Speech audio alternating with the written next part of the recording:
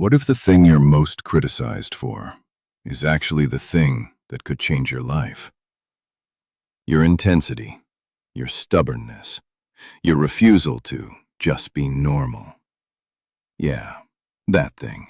Because if you've ever felt like you care too much about your work, your ideas, your standards, then this story might hit uncomfortably close to home. Wait till you hear this. Steve Jobs didn't succeed despite his obsession. He succeeded because of it. And that's where our journey begins. Steve Jobs came into the world already different, adopted at birth, raised in Silicon Valley before it was Silicon Valley. A kid who didn't quite fit the mold, but somehow knew it. And that feeling, that quiet sense of being separate, yeah, that never left him. His father, Paul Jobs, taught him something most people never learn, that craftsmanship matters, even when no one's watching. When they built fences together, Paul would say, "Make the back just as beautiful as the front." No applause, no audience, just pride. That idea burned itself into Steve's brain, because here's the uncomfortable truth. Most people only care about how things look. Steve Jobs cared about how things felt, all the way down to the invisible parts. And that mindset, it would later become Apple's secret weapon. But Steve wasn't just a garage kid with tools. He was a seeker. Electronics, meditation, Zen Buddhism, LSD, counterculture. Basically, he was the opposite of what you'd expect from a future tech CEO. While everyone else was learning rules, Steve was questioning why the rules existed in the first place. And somewhere between circuit boards and Eastern philosophy, he formed a radical belief. Technology shouldn't feel cold. It should feel human, simple, intuitive, almost magical. Sounds obvious now, but back then, that idea was borderline insane. Quick question. How many normal ideas have ever changed the world? Exactly. Then came Steve Wozniak, the engineer, the genius, the guy who could actually build the thing.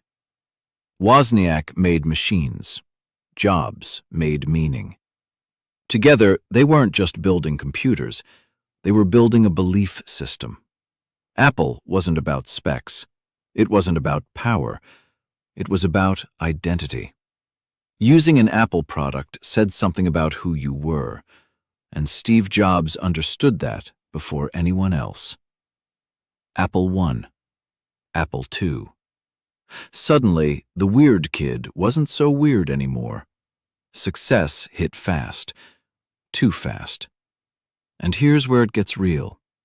Because when success comes early, it doesn't just reveal your strengths, it magnifies your flaws. Steve Jobs became obsessed with control. Not a little, total. Hardware, software, design, packaging, experience. Everything had to be perfect. And if you couldn't keep up, you were gone. He pushed people past comfort, past balance, past what felt reasonable. Some thrived, some broke. Jobs had a reputation, and it wasn't pretty. Brutally honest, emotionally intense, unforgiving. People didn't just work for him, they survived him. But here's the paradox. Many of those same people later said, "It was the best work of my life." Funny how that works, right? We say we want greatness, but we flinch when it demands everything. Then came the Macintosh. This wasn't just a product. It was Steve Jobs' soul in plastic and silicon. A computer you didn't need a manual for. A machine that smiled at you. Jobs wanted users to feel empowered, not intimidated. And for a moment, it worked. But behind the scenes, chaos. Egos clashed, tempers exploded, trust eroded. Jobs went to war with Apple's CEO, John Sculley, the man he personally recruited. The board had to choose, and they didn't choose Steve. In 1985, Steve Jobs was forced out of the company he created. Imagine that for a second. Your life's work, your identity, gone. No title, no power, no home. And here's the cliffhanger. That failure didn't break him. It reshaped him. Because sometimes the universe doesn't punish you, it prepares you. Here's the part nobody talks about. Failure doesn't humble you overnight. It strips you first. Steve Jobs didn't leave Apple enlightened. He left angry, wounded, and still wildly obsessive. But here's where it gets interesting, because obsession, when it has nowhere to go, either destroys you or transforms you. Wait till you hear this. After Apple, Jobs started Next. On paper, a second chance. In reality, a mirror. Next was Steve Jobs turned up to 11. Flawless black cube design, cutting-edge technology, zero compromise. The problem? Nobody wanted it. Too expensive, too advanced, too early. And for the first time, Steve couldn't bend reality to his will. Sales flopped, critics shrugged, and that stung. Because when your identity is built on being right, being ignored hurts more than being wrong. Quick reality check. Have you ever poured your soul into something only for the world to say, meh? Yeah, that silence is loud. At the same time, something unexpected happened. Steve Jobs bought a tiny animation studio from George Lucas. It wasn't Apple. It wasn't even tech. It was Pixar. At first, Jobs treated Pixar the same way he treated everything else. Control, pressure, perfection. And it almost failed. Then came a shift, a crack in the armor. Jobs realized something radical. You can't bully creativity. You have to protect it. So instead of dominating the artists, he built an environment where they could argue, fail, and experiment. That was new for him, painful even. But that lesson, it changed everything. Toy Story didn't just succeed, it exploded. And suddenly, Steve Jobs wasn't the guy who got fired anymore. He was back, not softer, but smarter. Here's the part most people miss. Jobs didn't lose his obsession. He refined it. He learned when to push and when to step back. And that distinction? That's the difference between control and leadership. Because obsession without growth is just ego. But obsession with awareness, that's power. Then the call came. Apple was dying. Products everywhere, no focus, no soul. In a desperate move, Apple bought Next, which meant one thing. Steve Jobs was coming home. But here's the twist. He didn't come back as a savior.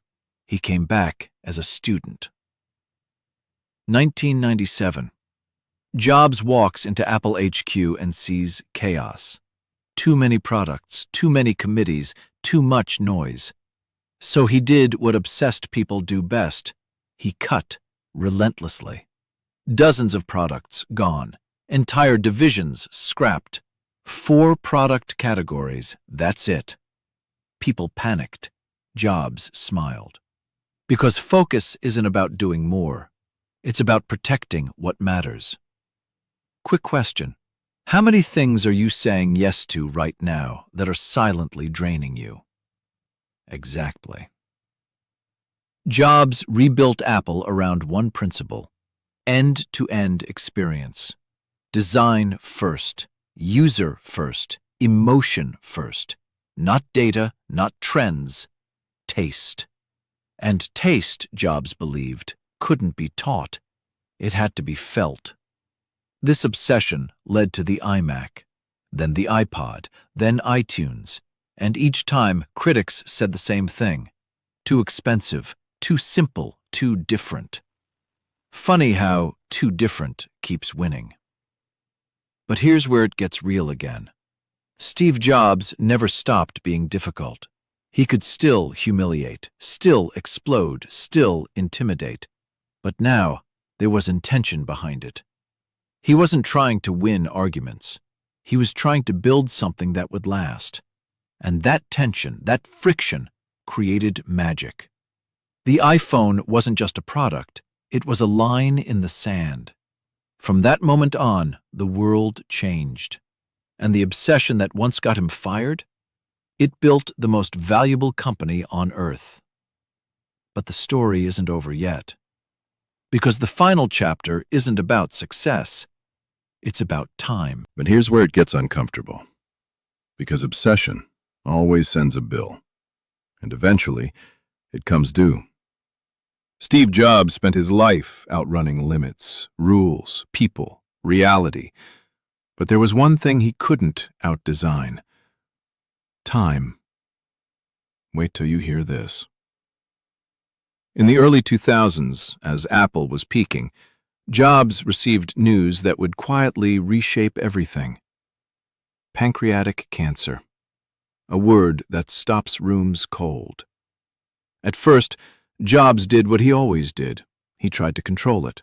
Alternative diets, spiritual practices, sheer willpower, as if intensity alone could bend biology. And for a while, it seemed like maybe it could. But cancer doesn't negotiate. And slowly, painfully, Jobs began to understand something he'd avoided his entire life. Obsession builds things, but mortality gives them meaning. Quick question. How often do you live like you have unlimited time? Yeah, same. As his health declined, something subtle changed. Not his standards, not his vision, his why. Jobs started thinking less about winning and more about leaving something behind. He obsessed over details still, but now those details were about clarity, simplicity, legacy. The iPhone, the iPad, these weren't just products anymore. They were final statements. Because when time feels infinite, you experiment. When time feels short, you focus. Jobs began talking openly about death, not morbidly, practically. He believed death was life's greatest invention. It clears out the old, makes room for the new, and it forces one brutal question. If today were the last day of your life, would you want to do what you're about to do today? That question haunted him, and maybe it should haunt you too. Because most people don't fail from lack of talent. They fail from delay. They wait. They soften. They settle. Jobs never did. Even as his body weakened, his presence didn't. Meetings from a chair, presentations from a stool, still pushing, still caring, still obsessed. But now, there was restraint. He trusted teams more, delegated more, and perhaps the most uncharacteristic thing of all, he prepared his replacement, Tim Cook. Not a clone, not a visionary showman, a stabilizer. Jobs knew something important. A legacy isn't about being irreplaceable. It's about building something that survives you. Let that sink in. In 2011, Steve Jobs died. The world paused. People lined Apple stores with flowers and notes, not because of specs, not because of stock prices, because of how Apple products made them feel, connected, empowered, seen. That doesn't happen by accident. That happens when someone obsesses over the human experience. Here's the paradox at the heart of this story. Steve Jobs was not a good role model. He was often cruel, emotionally distant, unfair, and yet, His flaws were the engine of his genius. The same intensity that hurt people also pulled the future forward. And that's the part nobody wants to admit. Your sharp edges don't disappear on the road to greatness. They get aimed. So here's the real question, and this is where you become the hero. What are you suppressing right now because it makes other people uncomfortable? Your ambition, your standards, your refusal to settle.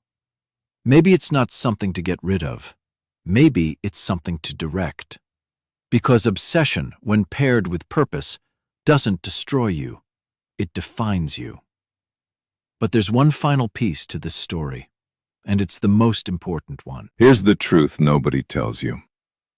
You don't need to be Steve Jobs, but you do need what Steve Jobs had. A reason to care so deeply that mediocrity feels physically uncomfortable.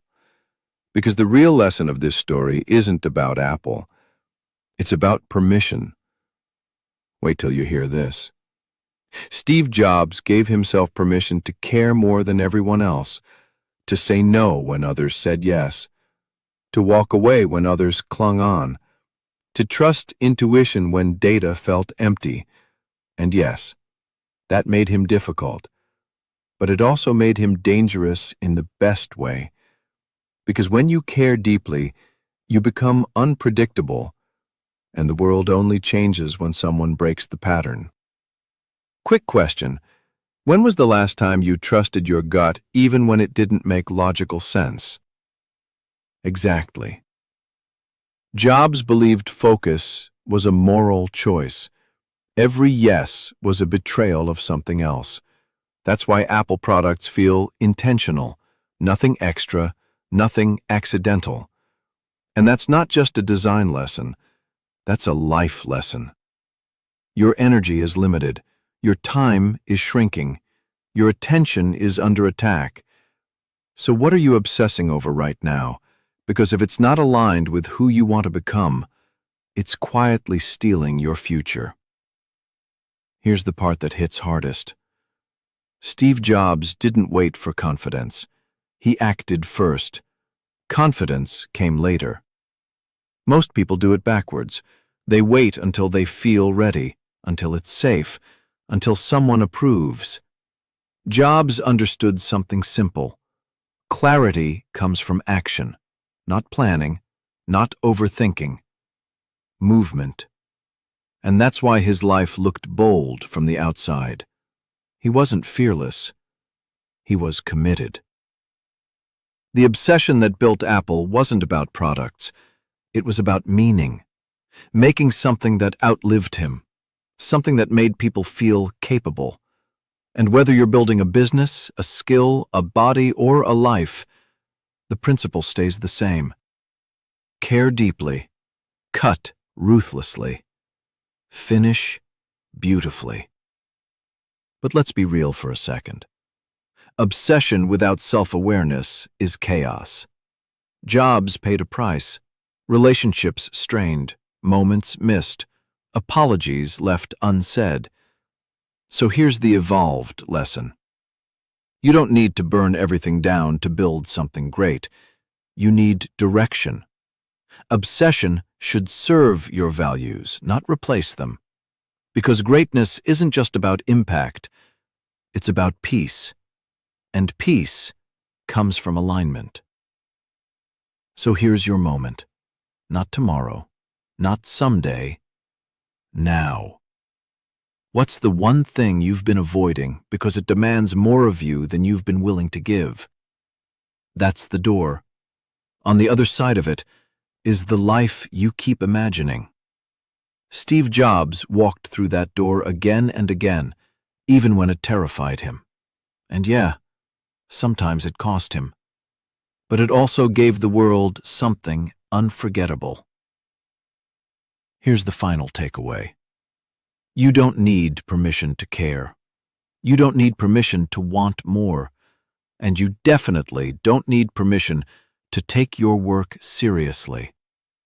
Life is too short to build things you don't believe in. So if this story stirred something in you, that restlessness, that quiet urgency. Don't scroll past it. Sit with it. Let it sharpen you. And when you're ready, hit subscribe. Not for me, for the version of you that's done settling. Because obsession, when aimed with intention, doesn't ruin lives. It builds legacies. And yours is still being written.